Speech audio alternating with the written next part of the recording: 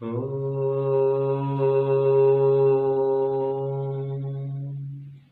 भूर्भुवः स्वः तत्सवितुर्वरेण्यं भर्गो देवस्य धीमहि धियो यो नः प्रचोदयात्।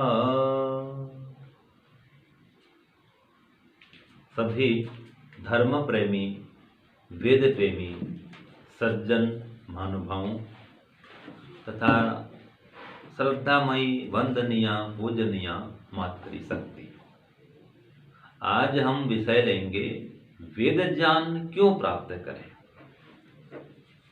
वेद ज्ञान क्यों चाहिए, वेद ज्ञान की क्या आवश्यकता है, क्या अनिवार्यता है। तो देखिए, वेद का ज्ञान इसलिए प्राप्त करना चाहिए क्योंकि वेद सब सत्य विद्याओं का पुस्तक है। वेद का पढ़ना और पढ़ाना सभी आर्यों का परम धर्म है। तो वेद के पढ़ने पढ़ाने को परम धर्म कहा गया है कि हम वेद पढ़ें और पढ़ाएं, ये हमारा परम धर्म है। एक होता है सामान्य धर्म, एक होता है परम धर्म। तो सामान्य धर्म क्या है? जिसको धारण किया जाए वो धर्म, अर्थात जिसके धारण करने से हमको सुख मिले और दूसरों को भी हमसे सुख मिले, वो सभी काम क्या है? धर्म है। तो ये परम धर्म कहा वेद के पढ़ने पढ़ाने को। ऐसा क्यों? क्योंकि वेद के ज्ञान को प्राप्त करेंगे, वेद पढ़ेंगे तो हम जो विषय प्राप्त करना चाहें वेद के माध्यम से वो सब विषय प्राप्त कर सकते हैं। क्योंकि सारी विद्याएं वेद में है। भौतिक विद्या भी है, आध्यात्मिक विद्या भी है, संसार संबंधी सब विद्या है और योग, आध्यात्म, ध्यान, उपासना संबंधी भी सब विद्या वेद में है।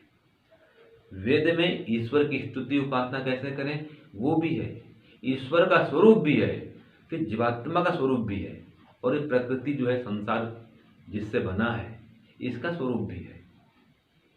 कोई विषय छोटा नहीं है वेद में, सर्वांगीण है और सभी मनुष्यों के लिए वेद है, सभी स्थानों के लिए है, सभी देशों के लिए है, सार्वकालिक है, सभी काल में।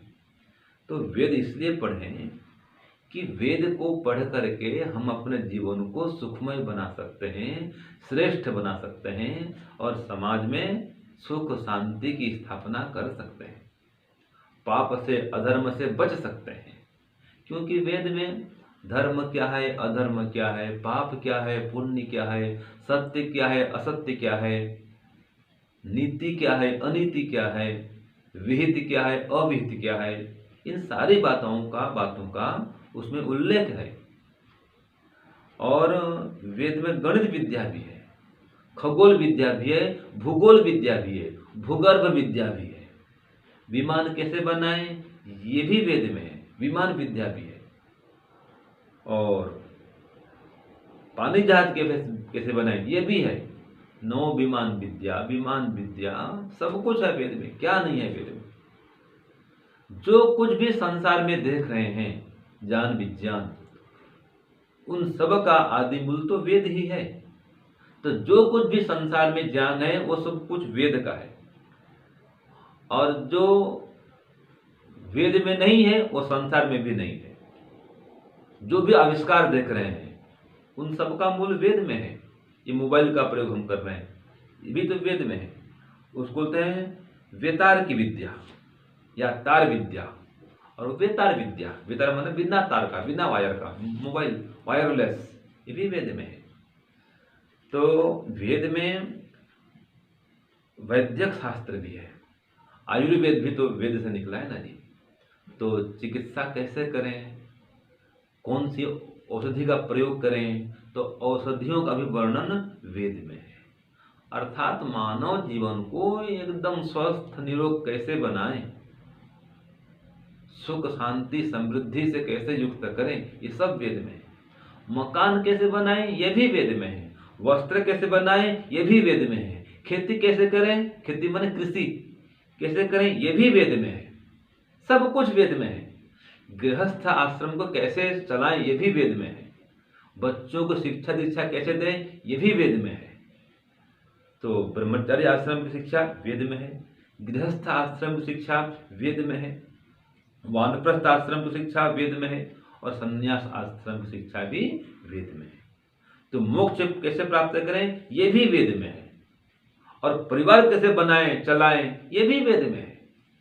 बच्चों को संस्कारवान कैसे करें ये भी वेद में है, और संसार से कैसे वैराग्य उत्पन्न करें इसका उपाय भी वेद में है। तो वेद में क्या नहीं है, सब कुछ वेद में है। सृष्टि उत्पत्ति विद्या भी वेद में है, संसार कैसे बना ये भी वेद में है, और संसार में हम कैसे रहें कैसे चलें ये भी वेद में है, और कैसे करके ये संसार सागर से भव सागर से पार करें ये भी वेद में है। तो जो ब्राह्मण हैं, क्षत्रिय हैं, वैश्य हैं और शूद्र हैं, ये 4 वर्ण के लोग होते हैं। इन चारों वर्णों के क्या क्या कर्म है ये भी वेद में है, कि ब्राह्मण को क्या करना चाहिए, क्या उसका कर्तव्य है। क्षत्रिय जो है उसका क्या कर्तव्य है, राजा, ये पुलिस आर्मी सब क्षत्रिय हैं, MP MLA आज के जमाने में ये सब क्षत्रिय हैं। इनके क्या कर्म है, कैसे रहना चाहिए, राजकाज कैसे चलाएं, क्या दंड विधान है ये भी वेद में है। माने एक राजा के लिए क्या कर्तव्य है ये भी वेद में है, सेनापति का क्या कर्तव्य है ये वेद में है, एक अध्यापक का क्या कर्तव्य है वो भी वेद में है। तो ब्राह्मण का सारा विषय जो कर्मकांड पद्धति है वो भी वेद में है। गृह प्रवेश कैसे करें, विवाह कैसे करें, वो सब मंत्र का भी उल्लेख वेद में है। तो ब्राह्मण के कर्म, क्षत्रिय कर्म और वैश्य कर्म, व्यापार कैसे करें ये भी वेद में दिया है। धन कैसे बढ़ाएं ये भी वेद में है, कृषि कैसे करें ये भी वेद में है। तो वैश्य कर्म वेद में है, और शूद्र कर्म, शूद्र माने जो वेद विद्या को पढ़ नहीं सके, सेवा आदि करेंगे, उनके भी कर्तव्यों का विधान वेद में है। तो 4 वर्ण होते हैं, ये सब जन्म से नहीं कर्म से होते हैं, तो इनका भी विधान वेद में है। ऐसे 4 आश्रम, ब्रह्मचर्य आश्रम, गृहस्थाश्रम, वानप्रस्थाश्रम, संन्यास आश्रम, इन चारों के कर्तव्य कर्मों का वर्णन वेद में है। 5 महायज्ञ का विधान वेद में है, कि हम इस लोक को और परलोक को कैसे श्रेष्ठ बनाएं, पुनर्जन्म में कैसे फिर से मनुष्य बने, इसका उपाय वेद में है। तो वेद में सब कुछ है, इसलिए वेद पढ़े। विज्ञान है, साइंस है, वेद में है।